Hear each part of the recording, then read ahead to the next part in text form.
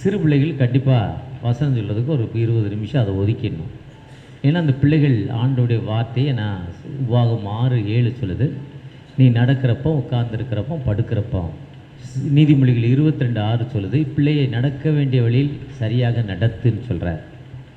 நியாயாதிபதிகள் 13 சிம்சோனே அவருடைய தகப்பனார் மனோவாவும் தாயும் சரியாக வழி நடத்துகிறார். அவங்க வாழ்க்கை மாறிட்டு. ஆனால் யாக்கோபு தன் பிள்ளையாகிய யோசேப்பை சரியாக வழி நடத்துகிறதால, ஈசாக்கு ஜெபிக்கிற மனிதனாக இருந்ததால் யாக்கோபுடைய வாழ்வு, அந்த வாழ்வு முற்பிதாக்கள் வரிசையில் வந்துருச்சு. அப்போ சிறு பிள்ளைகளில் நாம் சரியாக வழிநடத்துகிற மக்களாய் காணப்பட வேண்டும்.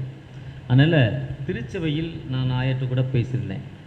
என்னுடைய இப்போ திருநெல்வேலி, தூத்துக்குடி, திருமண்டலம், சிசி திருமண்டலத்துக்கு போகிறீங்கன்னா அந்த திருவசனம்ங்கிற ஒரு காலமே கொடுத்துருப்பாங்க. அந்த ஒரு வசனத்தை எல்லா பிள்ளைகளும் சொல்லணும். இப்போ எங்களுடைய திருச்சபை தண்டையார்பேட்டை சிஎஸ்ஐ நேதாஜி நகர் திருச்சபை, ஒவ்வொரு பிள்ளைகளும் ஒரு வசனம் சொல்லும். ஒரு சிலர் சங்கீதம் 119 முழுசாக சொல்லிக்கிட்டு இருக்கும், கிட்டத்தட்ட 15-20 நிமிஷம் சொல்லுவாங்க. சங்கீதம் 23 சொல்லுவாங்க, 34 சொல்லுவாங்க. ஆனால் அது ஒரு யூனிஃபார்மாக இருக்கும். ஏன்னா நிச்சயமாக பிள்ளைகளை நாம் வளர்க்க வேண்டிய வழியில் நடத்த வேண்டும். உங்களோடு நிற்பதில் ஆண்டவருக்கு நன்றி செலுத்துகிறேன். விசேஷமாக லுத்தரன் திருச்சபையில் நம்முடைய டெக்ஸ்ட் 6 வேதாகமங்கள் கொடுக்கப்பட்டிருக்கு. தென்னிந்திய திருச்சபையில் 4 பகுதி கொடுக்கப்பட்டிருக்கோம். இது நம்ம அருளுரைக்கு 2, வாசிப்பதற்கென்று 4, 6 ஒன்றுக்கொன்று இணைப்புள்ளதாய், ஒரு அர்ப்பணிப்புள்ளதாய் காணப்படுகிறது. இப்படிப்பட்ட வாய்ப்பு தந்தமைக்க மீண்டும் நன்றி செலுத்துகிறேன். இன்று நல்ல ஒரு தலைப்பு, சங்கீதம் 139, என் உள்ளந்திரியங்களை ஆராய்ந்து அறிந்திருக்கிறேன் என்று சொல்கிறார். உன் கருவை என்னுடைய கண்கள் கண்டது என்று சொல்கிறார். ஆண்டவர் நம்மை உள்ளங்கையில் வரைந்திருக்கும் ஆண்டவர், தாயின் கருவில் உருவாகும்னே நம்ம அறிந்த ஆண்டவர். நான் சிறுபிள்ளை என்று நீ சொல்லாதே என்று எரேமியா 1:5-6 சொல்கிறார். நம்ம எதுக்குமே கவலைப்பட வேண்டாம். உலக பிரகாரமாய் நாம் கவலைப்படுறோம். ஒரு மரத்திலிருந்து ஒரு இலை, ஒரு லீஃப் தனியாக பிரிஞ்சு வெளியே வந்துட்டு, நான் மரத்தோடு நான் வாழ மாட்டேன் என்று அந்த மரத்தை விட்டு அந்த லீஃப் தனியாக வந்துடுச்சு. அந்த வந்த நேரத்தில் ஒரு மண், மலையின் அடிப்பகுதியிலிருந்து ஒரு மண், நான் இந்த மலையோடு இன்னும் வாழ மாட்டேன், நான் தனியாக வந்துடுவேன்னு வெளியே வந்துடுச்சு. அந்த மண்ணும் வெளியே வந்துடுச்சு. இந்த மண்ணும் இந்த லீஃப், இந்த இலையும் ஒன்றாக இணைந்தது. நாங்கள் மலையோடு மரத்தோடு இணைந்து வாழ மாட்டோம், நாங்கள் தனியாக வாழ்வோம் என்று ரெண்டும் சொல்லிச்சு. ரெண்டும் சொல்லி ரெண்டும் வாழ ஆரம்பிக்கிறப்போ திடீர்னு ஒரு நாள் பெரிய இடி, மின்னல், காற்று, மழை, பெரிய மழை. கிட்டத்தட்ட ஒரு 2 hours தூத்துக்குடியில், போன வருஷம் தூத்துக்குடியிலையும் திருநெல்வேலியும் ஒரு மழை பெஞ்சுது. அந்த மழையை பற்றி சொல்கிறப்போ 2023 கடைசின்னு நினைக்கிறேன். 1 இன்ச்சு பைப்பில் டேப் திறந்து விட்ட மாதிரி, 1 இன்ச்சு பைப்பில் திறந்து விட்டால் தண்ணி எப்படி ஊற்றும், அதே மாதிரி மழை பெஞ்சுதான். 65 ஆண்டுகளுக்கு முன்னால் அப்படி மழை பெஞ்சுதான். பக்கத்தில் இருக்க குளங்களெல்லாம் 2 hours நிரம்பி, எல்லா குளமும் நிரம்பி, குளங்கள் உடைந்து ஊருக்குள்ளெல்லாம் தண்ணி. 65-70 ஆண்டுகளுக்கு முன்னால் அப்படி மழை பெஞ்சுதான். அதே மாதிரி மழையை கூட பார்த்தது இல்லையா. ஒரு டேப் திறந்து விட்டால் தண்ணி வேகமாக, அதாவது 5th floor இருக்க டேங்கில் கிரவுண்ட் ஃப்ளோரில் திறந்து விட்டால் அவ்வளோ ஸ்பீடாக அடிக்கும் தண்ணி. அதே மாதிரி மழை பெஞ்சுதான். அதே மாதிரி ஒரு மழை, காற்றில் இலை அடித்துட்டு போயிடுச்சு. மழையில் அந்த மண் கரைந்து போயிடுச்சு. இதுதான் வாழ்க்கை. வாழ்க்கை என்பது நான் நிர்மூலமாகாதிருப்பது கர்த்தருடைய சுத்த கிருபை, காலை தோறும் புதியவைகள். என் நீதி நிமித்தம் ரட்சிக்கலை, அவருடைய இரக்கத்தின்படியும் மறுஜென்ம சுவாசத்தின்படியும் புதிதாக்கப்பட்ட பரிசுத்த ஆவியினால் அவனை பாதுகாத்திருக்கிறார். நான் எத்தனை நாட்கள் இருப்பேன், எவ்வளோ நேரம் இருப்பேன், எவ்வளோ நேரம் என்னால் வாழ முடியும், இப்படி செய்ய முடியுங்கிறது யாரும் சொல்ல முடியாது. வாழ்க்கை என்பதே பிரச்சனை. அந்த பிரச்சனையின் மத்தியில் நாம் ஆண்டவரை எப்பொழுதுமே ஆண்டவரை விட்டு விலகாமல் கடவுளோடு இணைந்து ஆண்டவருக்கு கீழ்ப்படிந்து நம்முடைய கையில் இருக்க வேதாமத்துடைய சட்டதிட்டங்களின்படி நாம் இணைந்து வாழ்கிறப்போ ஆண்டவர் எல்லா நிலையிலும் நம்மை உயர்த்தும் ஆண்டவர். அதுதான் சங்கீதம் 139 சொல்றாரு, கற்பத்தில் என்னை காப்பாற்றும் ஆண்டவர். 13 சொல்றார், 139:13, கற்பத்தில் என்னை காப்பாற்றும் ஆண்டவர், என் உள்ளந்திரியங்களை அறிந்திருக்கிற ஆண்டவர். 139:14 சொல், உன் கற்பங்களை என் கண்கள் கண்டது. எரேமியா 1:5, நீ தாயின் கருவில் உருவாகும் முன்னே. ஏசாயா 40 சிறு வயது தொடங்கி முதிர் வயது வரை. ஏசாயா 49 உன்னை என் உள்ளங்கையில் வரைந்திருக்கிறேன். அதுதான் சங்கீதக்காரர் தாவீதையா சொல்றப்ப சங்கீதம் 71, கர்த்தாவே நான் உம்மை நம்பி இருக்கிறேன், நான் ஒருபோதும் வெட்கம் அடையாதபடி செய்ய. உண்மையே நான் நம்பி இருக்கிறேன், என்னை ஒருபோதும் வெட்கம் அடையாத செய்ய. நான் உண்மை நம்பி இருக்கிறேன். அப்படிப்பட்ட வாழ்க்கை தான் நம்ம கைவிடப்பட்ட நிலைமையில் இருக்கிறோம். ஆதியாகமம் 28ஆம் அதிகாரம் கொடுக்கப்பட்டிருக்கு, கைவிடப்பட்ட நிலைமை. அப்பா சொல்றார், நீங்க இருக்காத ஓடிடு, உன் மாமா வீடு லாபான் வீட்டுக்கு போயிடு, இங்க இருக்காத. அண்ணன் அருவா வச்சிருக்கான், அவனை வெட்டிடுவான், கொலை பண்ணிடுவான். ரெண்டையும் அவனை அடிப்பான், அவன் ஒன்னையும் அடிப்பான், 2 பேரும் எனக்கு கற்பம் இல்லாம பிள்ளை இல்லாமல் ஆயிடுவாங்க, ஓடிடுன்னு. தாயின் தகப்பனால் கைவிடப்பட்ட நிலைமை.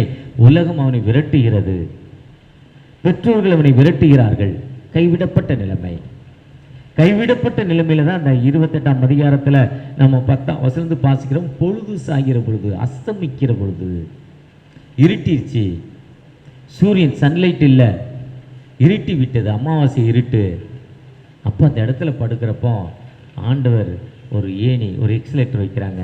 அது பூமியுடைய கீழ் மட்டத்திலேருந்து வானத்துடைய உயர வரை அந்த ஏணி போகுது. மேலே போய் நம்ம வானம் என்று எவ்வளோ தூரம் பார்க்குறோமோ அவ்வளோ தூரத்துக்கு அந்த எக்ஸலேட்டர் போய் முட்டி நின்று கீழேருந்து மனிதர்கள் மேலேருந்து தெய்வதூதர்கள் கீழே மேலேயும் போகிறாங்க. அவன் தனிமையிலிருந்து இல்லை, அவனோடு இருக்கும் ஆண்டவர். ஒருவேளை நாம் மனைவியினால், கணவரால், பிள்ளைகளால், இந்த உலகத்தால், திருச்சபையால், மற்றவர்களால் கைவிடப்பட்ட நிலைமையில் இருக்கப்போ ஆண்டவர் சொல்ல, கவலைப்படாதே, திகையாதே, நான் உன் தேவன்.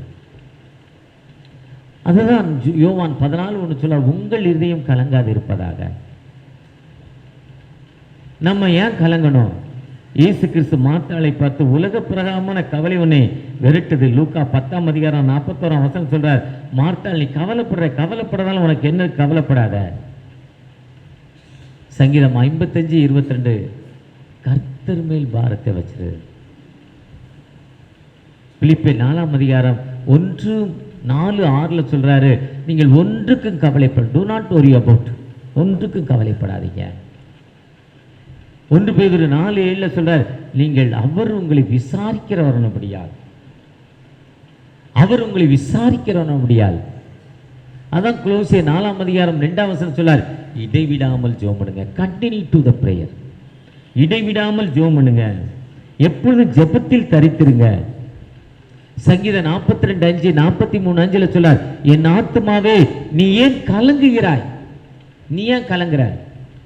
நீ கலக்கத்தால நீ என்ன செய்ய முடியும்? நான் கவலைப்படுறதால 1 முழம் நேல கூட்ட முடியுமா? 1 முழம் குறைக்க முடியுமா? கவலைப்படுறதால ஒரே ஒரு காரியம் என்ன நடக்குன்னா, தூக்கம் போயிடும், வாழ்க்கையில் அமைதி குறைந்து விடும். அழகாக அந்த கவலையை பற்றி சொல்கிறப்போ கடந்த நாட்களில் ரொம்ப ஒரு சூப்பராக நல்ல ஒரு கதை கேட்டேன் வாட்ஸ்அப்பில். ஒரு முயல் நின்றுக்கிட்டு இருக்கு. ஒரு பக்கம் முயலை வேடம் தேரட்டான், இன்னொரு பக்கம் நாய் விரட்டுது, இன்னொரு பக்கம் சிங்கமோ புலியோ இன்னொரு மிருகம், அதை விட பெரிய மிருகம் அந்த முயலை சாப்பிட்றதுக்கு தேர்ந்து. முயல் கறி ரொம்ப டேஸ்ட்டாக இருக்குன்னு சொல்லுவாங்க. கிராமங்களில் போனால் ராத்திரி முயல் வேட்டைக்கு போவாங்க, நாயை பிடிச்சிக்கிட்டு, தலையில் ஒரு டார்ச் லைட் மாட்டிக்கிட்டு. அந்த முயல் பொதுவாக சாதாரணமாக நான் சாயல்குடியிலேருந்து விளாத்திக்குளம் ராத்திரி 35 கிலோமீட்டர், நான் சொல்வது 25 வருஷம் 30 வருஷத்துக்கு முன்னால், என்னுடைய ஸ்டாண்டர்ட் 20 வருவேன். 35 கிலோமீட்டர் 2.25 மணி நேரம் ரன்னிங் டைம். ரோடே இருக்காது, மேடு பள்ளம். வந்து நிற்கிறதுக்குள்ளே வண்டி ரிப்பேர் ஆகிடும். ஸ்டாண்டர்ட் 20 டிக் 20 அந்த வண்டியை வச்சுருக்குதே. டிக் 20 ஒரு பாய்சன் மாதிரி. அந்த வண்டியில் அவ்வளோ செலவு வரும், அவ்வளோ ரோடு மோசம். சாதாரணமாக முயல் ரோட்டில் மாட்டோம். அந்த முயல் பயந்து, இப்படி நம்ம உலகமே விரட்டுது, உண்மையாக அந்த உலகத்தில் நம்ம இருக்கக்கூடாதுன்னு அந்த முயல் நினச்சி செத்து போகணும்னு நினைக்கிது அந்த முயல். அப்போ ஒரு தண்ணியில் விழுந்து செத்து போகலான்னு ஒரு குளத்துக்கு வருது. அந்த குளத்துக்கரைக்கு வந்து தண்ணியில் உள்ள போங்கன்னா தண்ணி அந்த குளத்துடைய கரையில் இருந்த தவளைகள் எல்லாம் இந்த முயலுக்கு பயந்து தண்ணிக்குள்ளே குதிக்குது. இந்த முயல் நம்மளை சாப்பிட வருது, அந்த முயலுக்கு பயந்து அந்த தவளைகள் எல்லாம் தண்ணிக்குள்ளே குதிக்குது. அப்போ அந்த முயலுக்குள்ளே ஒரு எண்ணம் இருப்பார், நம்ம ஒரு உலகம் நம்மளை விரட்டுதுன்னு நினைக்கிறோம், நமக்கு பார்த்து இன்னொரு உலகம் இருக்குது, நம்மை பார்த்து பயப்படுற இன்னொரு உலகம் இருக்குது, எதுக்கு நம்ம பயப்படணும், எதுக்கு கவலைப்படணும். அந்த வாழ்க்கையில் ஒரு புதிதான எண்ணம் வந்துச்சான். அந்த புதிதான எண்ணம் தான் யாக்கோவோட ஆண்டவர் பேசுகிறப்போ ஆதியாகமம் 28ஆம் அதிகாரத்தில் சொல்றார், பயப்படாதே, do not afraid, I am with you, நான் உன்னோடு இருக்கிறேன், உன்னை தேசத்திற்கு திரும்பி வர பண்ணுவேன். அப்போதான் அவர் சொல்றாரு, இது பெத்தேல், இது லூஸ் இல்லை, இது பயங்கரமான பூமி, இது வானத்தின் வாசல், the gate of heaven, the gate of sky, இது வானத்தின் வாசல், ஆண்டவருடைய இடம், இது ஆண்டவருடைய வாசல், ஆண்டவருடைய வீட்டுக்கு போகக்கூடிய பெரிய வாசல் இது. இது ஏன் நான் பயப்படணும்? பயப்பட வேண்டாம். ஒரு புதிய நம்பிக்கை வந்தோன்னு தான் அவர் ஆதியாகமம் 28:20 சொல்றாரு, என்னோடு வாங்க, உண்ண உணவு கொடுங்க, உடுத்த உடை கொடுங்க, என் தேசத்திற்கு திரும்பி வர பண்ணுகிறேன், ஆனால் உமக்கு தசம பாகம் செலுத்துகிறேன், ஐ கிவ் த ஆப்பர்ச்சுனிட்டி, நான் உமக்கு காணிக்க கொடுக்கிறேன், என் தேசத்திற்கு திரும்பி வர பண்ணுவீரானால். அப்படிப்பட்ட வாக்குத்தத்தம் கொடுக்குற ஆண்டவற்றை நீங்கள் நானும் வந்திருக்கிற நீங்கள் நானும் அதை தான் சங்கீதக்காரன் சொல்றப்போ, என் ஆத்மாவே நீ ஏன் கலங்குகிறாய், ஏன் தேங்குகிறாய், வெயிட்டிங் டு தி லார்ட், ஆண்டவருக்கு காத்திரு. சங்கீதம் 42:5, 43:5, ஏசாயா 40:31 சொல்றாரு, கர்த்தருக்கு காத்திருக்கிறவர்கள் புது பலன் அடைந்து. ஆண்டவருக்கு யார் காத்திருக்குமோ அவர்கள் புது பலன் அடைந்து. ஆண்டவருக்காக நம்ம காத்திருக்கிற மக்களாய் காணப்படுகிறோமா? ஆண்டவருடைய சன்னிதானத்தின் தேவைகளை சொல்லி காத்திருக்கிறப்போ எல்லா நிலையிலும் உயர்த்தும் ஆண்டவர். நான் NMSIயில் ட்ரெஷராக இருக்கிறேன். புதிதாக ஒரு ஜெனரல் செக்ரட்டரி இப்போ பொறுப்பெடுத்திருக்கிறார். ஜெனரல் செக்ரட்டரி தான் எல்லா பவர், ட்ரெஷரர் இருக்கோ தலைவர்லாம் டம்மி பீஸ். அங்கே NMSIயும் சரி, CSIலையும் IMSலையும் சரி, ஜெனரல் செக்ரட்டரி தான் ஆளினால். அவரும் அவர் துணைவியார் 2 பிள்ளைகள், நானும் என் துணைவியாரும் நார்த் இந்தியாவுக்கு வெஸ்ட் பெங்காலில் டார்ஜிலிங்கில் டேப்லிங் ஒரு பகுதிக்கு கடந்து போனோம். ஒரு மறக்க முடியாத நிகழ்வு அது என்னுடைய வாழ்க்கையில். ஒரு 30 வருஷத்துக்கு முன்னால் நான் கொடைக்கானலுக்கு என்னுடைய சேல்ஸுக்காக போவேன். என்னுடைய நிறுவனத்துடைய சேல்ஸ், DS பட்டணம்புடி, DS பெருங்காயம், ஈசோப்பு எங்களுடைய நிறுவனம். அவனுடைய டெவலப்மெண்ட்டுக்காக நடந்து போவேன். அதே அந்த ஸ்டாண்டர்ட் 20 மாதிரி வண்டியில் போய் ஒரு இடத்துல வண்டியை விட்டுட்டு 5 கிலோமீட்டர் 6 கிலோமீட்டர் நடந்து கிராமங்களுக்கு போவோம். வண்டி போகாது, பெரிய மலை ஏறும் இறங்கும், வண்டி போகாது. ஆனால் இன்றைக்கி எல்லா கிராமங்களும் தமிழ்நாட்டில் பஸ் போகாத, கவர்மெண்ட் டிரான்ஸ்போர்ட் போகாத, கவர்மெண்ட் பஸ்ஸு போகாத, 10 ரூபா 20 ரூபா டிக்கெட்டில் இன்றைக்கும் கவர்மெண்ட்டு எல்லா இடத்துக்கும் கூட்டுவோம். அந்த அளவுக்கு அட்வான்ஸ் டெக்னாலஜி ஆகிடுச்சு. அந்த டேப்லிங் பகுதிக்கு கடந்த மாதத்தில் போயிருக்கப்போ அந்த பகுதியில் ஒரு 15, 20, 25, 30 கிலோமீட்டர் ட்ராவல் பண்ணேன். 30 கிலோமீட்டர் 2 மணி நேரம் போனோம். கவர்மெண்ட் டிரான்ஸ்போர்ட் கிடையாது, ஜீப் தான் போகுது, பொலிரோ தான் போகுது, 4 வீல் டிரைவ் தான் போகுது, ரோடே கிடையாது. பொலிரோ ஜீப்பு போகிற அளவுக்கு தான் ரோடு, அதான் ரோடெலாம் போடாத ரோடு, மேடு பள்ளம் கல். ரொம்ப டயர்டு, ரொம்ப அசதி, ரொம்ப டயர்டாயிட்டு அந்த பகுதிக்கு கடந்து போயிட்டு வரப்போ அவருடைய GS ஒய்ஃப் சொன்னாங்க, என்னுடைய கணவர் திருநிலைப்படுத்தி ஆர்டினேஷன் வாங்கி வந்திருக்கிறப்போ எங்களை முதலாவது அப்பாயின்மெண்ட் திருப்பத்தூரில் போட்டாங்க. எனக்கு சம்பளம் வெறும் 5000, என் கணவருக்கு சேல்ரி இல்லை. 5000 ரூபாயில் 2 குழந்தை, ஆர்டினேஷன் கிடச்சிருச்சு, கருப்பு கயிறு வாங்கியாச்சு, ஐயர் ஆயாச்சு. இப்போ 5000 ரூபாயில் புது ஐயர், சின்ன ஐயர். பெரிய ஐயர் வேறு மாதிரி கதை இருக்கும், சின்ன ஐயருக்கு வேறு மாதிரி கதை இருக்கும். கொஞ்சம் பயந்து அதுக்கு மேலே சேர்மன் இருப்பாங்க, இதையும் தனிச்சியாக செயல்பட முடியாது, பல கஷ்டங்கள் இருக்குது. 5000 ரூபாயில் எப்படி நம்ம ஒரு மாதத்திற்கு தள்ள முடியும்னு அவர் அப்படியே அழுது உட்காந்துட்டாரா. அந்த அம்மா சொல்லிச்சு, ஏன்பா கவலைப்படுற, உன்னை அழைக்கிறவர் பூமியும் நிறைவும் என்னுடையன்னு சொல்கிறாரு, வானமும் பூமியும் என்னுடையதுங்கிறாரு, நான் தான்ப்பா வெள்ளம் உண்டாக்குனேன், ஏன் கவலைப்படுறேங்கிறாரு. மார்க் 8ஆம் அதிகாரம் இன்னைக்கு வாசிக்க கேட்ட பகுதி ஒரு திரளான மக்களை பார்க்குறாரு, மனதுருகி, he had compassion. மத்தேயு 14:14 பார்க்குறோம், திரளான ஜனங்களை பார்த்து மனதுருகி. இதே சம்பவத்தை மத்தேயு 14:14 சொல்கிறப்போ திரளான ஜனங்களை பார்த்து மனதுருகிறாரு. இந்த மக்களுக்கு ஏதாவது உணவு கொடுங்கங்கிறாரு. அங்கே இல்லைங்கிறாங்க. உங்கள்கிட்ட என்னதான்ப்பா இருக்கு? இல்லைங்கிற உங்கள்கிட்ட என்னதான் இருக்குன்னு மார்க்கெட்டில் சொல்கிறார். மத்தேயு 14 சிறு பையன்கிட்ட சொல்கிறார். யோவான் 6 சிறு பையனை சொல்ல. இது சற்று வித்தியாசம். உங்கள்கிட்ட என்னதான் இருக்கு அதை இருக்கதை சொல்கிறா. போதும், உன்கிட்ட என்ன இருக்கு அது போதும். அந்த கானாவூர் கல்யாண வீட்டில் இருக்க தண்ணியை கோதி கொடு, அவ்வளோதானே. போதும், அது போதும் கொடு. உன்கிட்ட இருக்கிறத செய், போதும். உன்கிட்ட என்ன இருக்கு அதை செய். அந்த எலியா அந்த அம்மாவை கூப்பிட்டு என்ன மாவு இருக்கு அது இருக்கதை சுட்டு கொண்டு வா. அந்த அம்மா விசுவாசத்தோடு சுட்ட பொழுது அந்த அம்மாவும் அந்த குடும்பத்தாரும் பஞ்சந்தீர்ற வரை 3 வருஷம் உணவு இருந்துச்சான். நம்மகிட்ட இருக்கிற ஆண்டவற்ற போதுங்கிற மனமே பொன் செயலுக்கு மருந்து. அதை 7 அப்பருக்கு 7 கோடி மீதி நிறைய எடுத்தாங்க. அதே மாதிரி எங்கள் வாழ்க்கை முழுவதும் ஆண்டவர் இந்நாள் வரை எங்களுக்கு எந்த குறைவும் இல்லாமல் எல்லா நிலையிலும் ஆசீர்வதித்து எங்களுக்கு வழிநடத்தி வந்த ஆண்டவர். நம்ம ஏங்க கவலைப்படணும்? நாம் ஏங்க ஓய்வு பண்ணணும்? நம்மை அழைக்கும் ஆண்டவர் உண்மையுள்ளவர். அழைத்தவர் ஒரு காலம் கைவிடுறதில்லை. அவரை நோக்கி பார்த்த முகங்கள் ஒரு காலம் ஒட்டுக்கு போனதில்லை. அவர் சொல்கிறார், முழு இதயத்தோடும் முழு ஆத்மாவோடும் முழு பலத்தோடும் முழு சிந்தையோடும், முழு ஆத்மா முழு பலம் முழு சிந்தை, முழுசா கர்த்தரை நம்புறவன் கர்த்தரை நம்பிக்கிறவன் உயர்த்தப்படுவார். நம்ம ஆண்டவரை நம்பி இருக்கமா? உலக பிரகாரமா நம்ம கவலைப்பட வேண்டாம் என்பதற்காகத்தான் இயேசு கிறிஸ்து சிலுவையில் இரத்தத்தை சிந்தி நமக்கு விடுதலை கொடுத்தார். சிலுவையில் சாத்தானை ஜெயித்து விட்டார். சிலுவையை நோக்கி பார்க்கிறப்போ ஒரு விடுதலை நமக்கு வரும். அந்த சிலுவையிலிருந்து நமக்கு ஒரு பூரண விடுதலை தரும் ஆண்டவர். 2003ஆம் ஆண்டு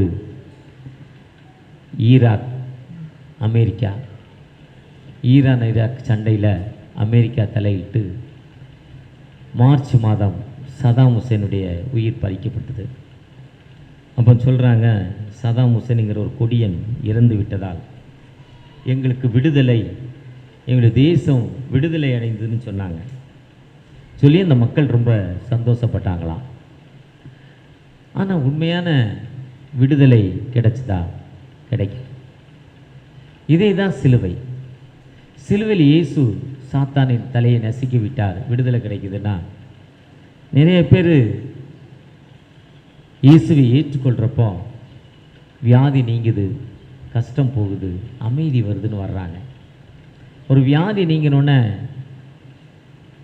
எங்களை மாதிரி பிரசங்கியார் ஆண்டவர் வீடு கொடுக்குறார், வானத்தை கொடுக்குறார், அதை கொடுக்குறார், இதை கொடுக்குறான்னு நம்பி வந்து உலக பிரகாரமாய் சில கஷ்டங்கள் குடும்பத்தில் வந்தோடனே நீ மாற்று மதத்துக்கு போயிட்ட, ஒரு ஃபாரின் கடவுளுக்கு போயிட்ட, அதனால் உனக்கு சொத்து தரமாட்டேன், பொண்ணு தரமாட்டேன், உங்கள் குடும்பத்தில் ஒரு ஈக்குவல் தரமாட்டேன்னா திரும்ப தாய் மதத்திற்கு திருப்பி போயிடுறாங்க. இதுதான் நிறைய மக்கள் இன்றைக்கி அப்படிப்பட்ட வாழ்வில் தான் வாழ்ந்து கொண்டிருக்காங்க. இந்த சிலுவையை பற்றி சொல்கிறப்ப அழகாக சொல்கிறாங்க, இயேசு கிறிஸ்து எதுக்குங்க அந்த சிலுவையை எடுக்கணும்? இயேசு ஏன் அந்த சிலுவையை எடுக்கணும்? இயேசு ஒரு பவர்ஃபுல் மேன். நேற்று ஒரு இடத்துல நான் நற்செய்தி பகுதியில் வாசித்தேன். உச்சி மலையில் கொண்டு போய் அவர் கீழே தள்ளி விடுன்னு நினைக்கிறாங்க, பிடிச்சிட்டு போகிறாங்க, தூக்கிட்டு போகிறாங்க. ஆனால் அவங்கள எப்படி அங்கேருந்து எஸ்கேப் ஆகிட்டார். அவ்வளோ powerful man Jesus.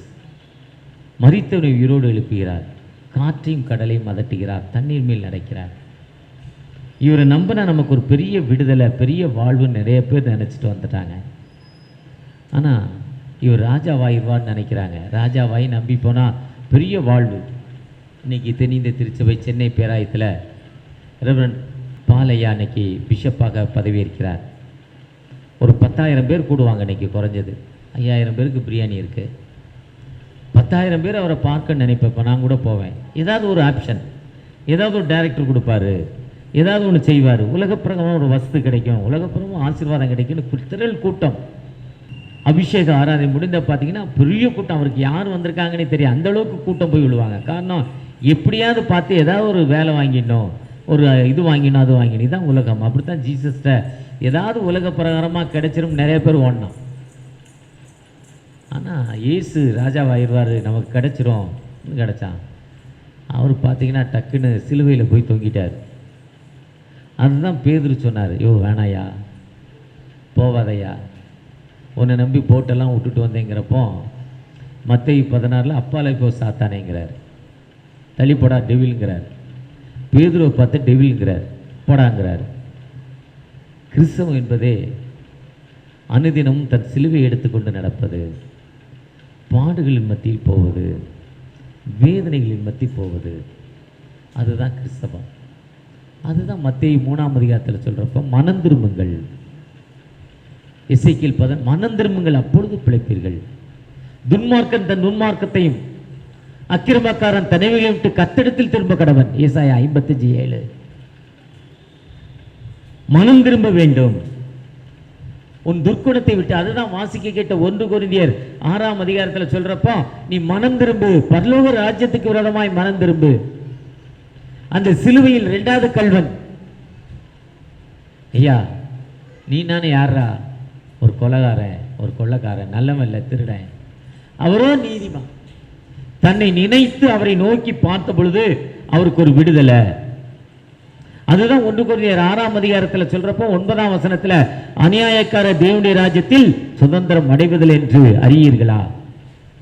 First part கேட்குறப்ப எனக்கு புரியலையேன்னு, இந்த தாட்டு புரியலேன்னு நம்முடைய குருவானவர்கிட்ட கேட்டேன். அவர் சொல்றார், ஃபர்ஸ்ட் பார்ட் மனுஷனை கொடுத்து ஆசீர்வதிக்கிறார், செகண்ட் பார்ட் இவன் புதிய மனிதனாய் மாற வேண்டும் என்று சொல்லி கொடுத்தார். முதல் பாட்டு தமது சாயலாய் மனிதனை உருவாக்குற ஆண்டவர், 2வது பாட்டு தமது ஆண்டோடைய செயல் நாம் மாற வேண்டும். ஒரு அருமையான இறையல். இவ்வளவு பெரிய மெசேஜ் நான் கிட்டத்தட்ட இப்போ 35-40 நிமிஷம் முடிக்க போற தருவாய் வருது. ஒரே ஒரு 10 செகண்ட்ல இந்த மெசேஜ் எனக்கு சொல்லி முடிச்சார். பழைய சாயல் ஆண்டவர் நம்மை நல்ல சாயலை உருவாக்கிட்டாரு, பாதுகாப்பு கொடுத்த ஆண்டவர். செகண்ட் பார்ட் என்னன்னா, நாம் பாதுகாப்பை தேடி போறப்போ நம்மை புதிய மனிதனாக மாற்ற வேண்டும். நம்மை புதிய மனிதனாக, அதுதான் அநியாயக்காரர் தேவனுடைய ராஜ்யத்தில் பிரவேசிப்பதில்லை என்று சொல்லுகிறார். அதுதான் ரோமர் 6ஆம் அதிகாரம், உங்கள் மாம்சத்தின் பலவீனம் மனுஷர் பேசுகிற பிரகாரமாய் பேசுகிற இல்ல, அக்கிரமத்தை யோசிக்கிறீங்க வேண்டாம், பாவத்தின் சம்பளம் மரணம். 6:23 சொல்றாரு, கிருபையின் வரமோ கர்த்தராகிய இயேசு கிறிஸ்து மூலம் நித்திய ஜீவன் என்று சொல்லுகிறார். நாம் புதிய மனிதனாய் எப்பொழுது மாறுறோமோ, மாம்சத்தின் இச்சைகள் கலாத்தியர் 5:19, 5:22 ஆவியின் கனிகள் 9. அந்த ஆவியின் கனிகளை நம்ம எப்போ பெற்றுக்கொள்றோமோ அப்பொழுது நம்மை உயர்த்தும் ஆண்டவர், நம்மோடு எல்லா நிலையிலும் வழிநடத்தும் ஆண்டவர். எந்த மனிதன் நம்மை பழைய வாழ்விலிருந்து புதிய வாழ்வுக்கு கொண்டு வருமோ நம்மை உயர்த்தும் ஆண்டவர். டாக்டர் ஜெய்சிங் சீனியர் மேன், எல்லாரும் அறிஞ்சிருப்பீங்க, ஒரு 30 வயசுக்கு மேலே உள்ளவங்க. கடந்த செப்டம்பர் 15 அவருடைய நினைவு நாள், காமராஜருடைய இறந்த நாள், அவருக்கு நினைவு நாள். நாசரேத், எருசலேமில் உள்ள நாசரேத்தில் இல்லை, தூத்துக்குடி மாவட்டத்தில் உள்ள நாசரேத், பெரிய டாக்டர், பயங்கரமான எம்டி, மெடிக்கல் டைரக்டர், ராயப்பேட்டா ஹாஸ்பிட்டலில் சீஃப். ஒரு செகண்ட் ஃப்ளோரில் கட்டியிருக்கோம். ஒரு மனுஷன் மேலேருந்து கீழே விழுறான். கீழே விழுறப்போ கீழே மண்ணில் விழுறான். மண்ணுக்கு இல்லை, நடுவில் கடப்பாறை வச்சுருக்காங்க. அந்த கடப்பாறை வந்து அவன் ஆசனம் வழியாக, மோஷன் போகிற வழியாக கடப்பாறை ஒரு 1/2 அடி வயிற்றுக்குள்ளே இருக்குது, ஒரு 6-7 இன்ச்சு கடப்பாறை வயிற்றுக்குள்ளே பிடிச்சி அப்படியே தூக்கிட்டு வராங்க ஹாஸ்பிட்டலுக்கு. ராயப்பேட்டை ஹாஸ்பிட்டல், ரிச்சால மீன்பாட்டியில் கடப்பாறை ஒரு மனுஷன் வயிற்றுக்குள்ளே இருக்குது, அவனை அப்படியே தூக்கிட்டு வராங்க. அவன் கத்துறான், எல்லாம் அலறாங்க. இவர் டாக்டர் எம்டி வர என்ன பண்ணுறார், தூக்கிட்டு வா ஆப்ரேஷன் தேட்டருக்கு கொண்டு வாங்குறாரு. ஆப்ரேஷன் தேட்டருக்கு கொண்டு போனோன்னா ஒரு அட்டெண்டரை கூப்பிட்றாரு. இன்னொரு அட்டெண்டருக்கு காட்டன் எடுனார், ஒரு அட்டெண்டர் கூப்பிட்டு கடப்பாறை உருவினார், காட்டன் வச்சு அடைச்சிட்டா சரியாக போச்சு போன்ட்டார். அவ்வளோ சிறப்பான ஒரு டாக்டர். கை வைக்கும்னா வைத்தியத்தை சொல்லிடுவார். இதுதான் பிரச்சனை, இவ்வளோதான். ஆனால் ஒரு செயின் ஸ்மோக்கர், ஒரு கிறிஸ்டியன் செயின் ஸ்மோக்கர், உலகப்புறம் அனைத்து இச்சைகளும் இருந்தது. முதலாவது எம்இ டயபெட்டிக் சென்டர் ராயபுரம் மர்த்தன் ரோடில் இருக்குது. டாக்டர் விஸ்வநாதன் இவரும் பார்ட்னர் ஒன்றா ஆரம்பிக்கிறாங்க. டயபெட்டிக்கு முதல்ல இந்தியாவில் முதல் டாக்டர் அவர் தான், டாக்டர் ஜெய்சிங் தான். அந்த டயபெட்டிக் சென்டர் நீரிழிவு ஆராய்ச்சி மையம் முதல்ல ஆரம்பிக்கிறாங்க ஒரு 50 வருஷத்துக்கு முன்னால். ஆனால் ஆண்டவர் பேசினார், உலக பிரகாரமாக ஒரு மனுஷனோட நீ இருக்க வேண்டாம், நீ வந்துரு, நிறைய ஏழைகள் இருக்காங்க அவங்கள பாருன்னாராம். உடனே அந்த டயபெட்டிக் சென்டரை விஸ்வநாதன்ட்ட விட்டுட்டு வெளியே வந்துட்டார். இதுதான் நித்திய ஜீவன், இதுதான் மறுமை வாழ்வு. ஒருவேளை நீங்கள் நானும் இன்னைக்கு காலை வேளையில் ஆண்டோடைய சன்னிதானத்தில் வந்திருக்கிற நீங்கள் நானும் எப்படிப்பட்ட ஒரு நித்திய ஜீவனை பெற்றுக்கொண்ட மக்களாய் காணப்படுகிறோம். ஆண்டோடைய சன்னிதானத்தில் ஆண்டோர் படைப்பு தமது சாயலாய் உருவாக்கின ஆண்டவர். கவலைப்படாதே, திகையாதே, நான் உன் தேவன் என்று சொன்ன ஆண்டவர். உலக பிரகாரமாக அனைத்து இச்சைகள் நம்மோடு இருக்கிறப்போ, என்னோடு இருக்கிறப்போ, உலகத்தின் இச்சை சிகரெட், குடி, விபச்சாரம், பொய், களவு, திருடு இத்தனையும் இருக்கிறப்போ எனக்கு வாழ்க்கையில் அமைதி இருக்காது. அந்த அமைதி வேணும்னா இதெல்லாம் விட்டுட்டு மனம் திரும்பி நித்திய ஜீவனை பெற்றுக்கொள்கிறப்போ ஒரு அமைதியை கொடுக்கும் இந்த உயிருள்ள ஆண்டவர் நம்மோடு கடந்து வந்திருக்கிறார். அவரை நோக்கி பார்ப்போமா? எங்கள் அன்பின் தகப்பனை, மீண்டுமாய் உம்முடைய பாதத்தில் வருகிறோம். உம்முடைய கிருபையை தேடி நிற்கிறப்பா, மனமிறங்கப்பா. என் உடம்புல இவ்வளோ கஷ்டம், இவ்வளோ வேதனை, இவ்வளோ துன்பத்தில் இருக்கிறேன்ப்பா. எனக்கு ஒரு விடுதலை தர மாட்டிங்களா? என்னை பிளஸ் பண்ண மாட்டிங்களா? உம்முடைய கிருபை எனக்கு தர மாட்டிங்களா? ஏக்கத்தோடு ஜெபிக்கிற அன்பு பிள்ளைகளுக்கு, என் வயது முதிர் வயதுப்பா, பேர பிள்ளைகள் மத்தியில் அமைதி இல்லாமல் இருக்கிறேன். மனந்திரும்பங்கள் பரலோகராஜ்யம் சமீபமாக இருக்குன்னு சொன்னீங்க. நித்திய ஜீவனை எனக்கு தர மாட்டீங்களா? ஏக்கத்தோடு ஜெபிக்கிற அன்பு பிள்ளைகளுக்காக, கண்ணீரோடு ஜெபிக்கிற அன்பு பிள்ளைகளுக்காக உடைய பாதத்தில் இருக்கிறோம். குடும்பத்தில் ஒரு அமைதி தாங்க. நாங்கள் பணி செய்கிற இடங்களில் நான் கிறிஸ்தவன் என்பதால் எனக்கு பிசிங்கிற கேட்டகரி வந்துருச்சுப்பா. எனக்கு அமைதி இல்லாத வாழ்வு, நீர் அமைதி தருவீங்க. ஏக்கத்தோடு ஜெபிக்கிற ஒரு அன்பு குடும்பத்திற்காக, குழந்தையின்மையினால் திருமணமாகி நல்ல வாழ்வு இல்லாமல் கஷ்டத்தில் ஜெபிக்கிற அன்பு பிள்ளைகளுக்காக அவங்களுடைய பாதத்தில் வந்திருக்கோம். மனமிறங்கி ஆசைப்படுங்க, பாதுகாத்து கொள்ளுங்க, வழிநடத்துங்க. மீட்பர் இயேசு மூலம் ஜெபம் கேளும் அன்பின் தகப்பனே, ஆமென். அறுவடை மிகுதியாலோ இல்லை, அன்பரின் கதறல் கேட்டிடுதே. நானிலம் முழுவதும் நான் ஒரு கோடி நாசத்தின் வழியை நாடிடுதே.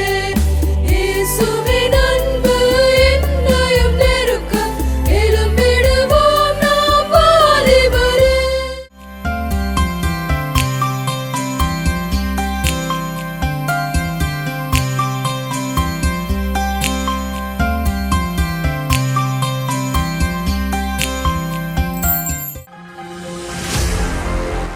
இன்றைய வேத வசனம் சகரியா 9ஆம் அதிகாரம் 12ஆம் வசனம்.